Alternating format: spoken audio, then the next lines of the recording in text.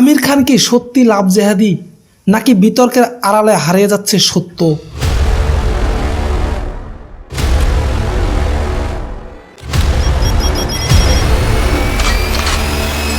বারবার একটি প্রশ্ন সোশ্যাল মিডিয়ায় ঘুরে বেড়ায়, আমির খান লাভ জিহাদি কিন্তু আবেগ নয়।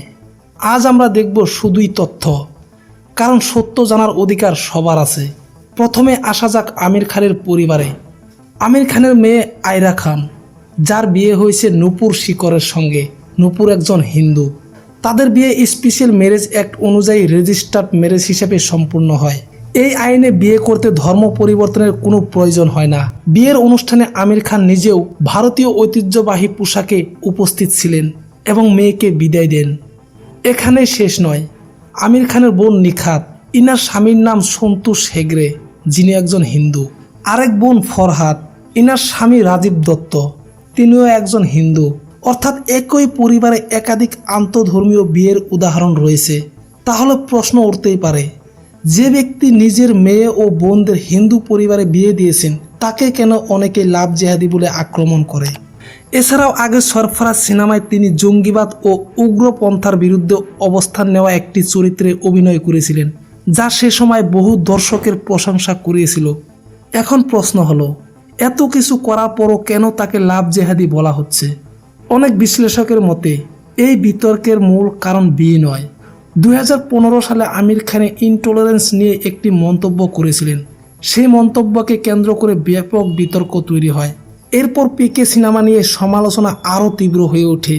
সাম্প্রতিক সময়ে আবারও দাবি করা হচ্ছে আমির খানের নতুন সম্পর্ক বা বিয়েতে নাকি ধর্মান্তর ঘটেছে। তবে তথ্য অনুযায়ী তার আগের বিয়েগুলিও স্পেশাল ম্যারেজ অ্যাক্ট অনুযায়ী সম্পূর্ণ হয়েছিল এবং এই বিয়েটাও এই আইন অনুযায়ী হয়েছে। তার স্ত্রীরা কোনো ধর্ম পরিবর্তন করেননি।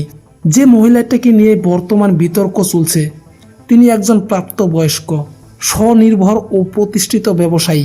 তিনি আগে বিবাহিত ছিলেন এবং তার একটি সন্তানও রয়েছে। তাই তাকে নিজের সিদ্ধান্ত নেওয়ার সক্ষমতাসীন ব্যক্তি হিসেবে দেখানো কতটা যুক্তিযুক্ত, সেটাও একটি আলোচনার বিষয়। বলিউডে আন্তঃধর্মীয় বা একাধিক বিয়ের ঘটনা নতুন নয়। শাহরুখ খান একজন হিন্দু নারীকে বিয়ে করেছেন। ঋতিক রোশনের প্রাক্তন স্ত্রী মুসলিম ছিলেন।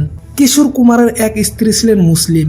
অর্থাৎ আন্তঃধর্মীয় বিয়ে শুধু একজন অভিনেতার ক্ষেত্রে নয়, বলিউডে বহুদিন ধরেই দেখা যায়।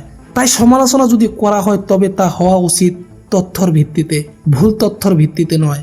আপনার মতামত যাই হোক, তথ্য যাচাই করে সিদ্ধান্ত নেওয়াই একজন সচেতন নাগরিকের পরিচয়। আপনার কি মত? আমির খানকে ঘিরে এই বিতর্ক কি শুধুই তার ব্যক্তিগত জীবনের কারণে, নাকি এর পিছনে আরও বড় কোনো কারণ রয়েছে? আপনার মতামত কমেন্টে লিখে জানান। ভিডিওটি ভালো লাগলে লাইক করুন, শেয়ার করুন এবং এমন তথ্যভিত্তিক বিশ্লেষণ পেতে আমাদের চ্যানেলটি সাবস্ক্রাইব করতে ভুলবেন না।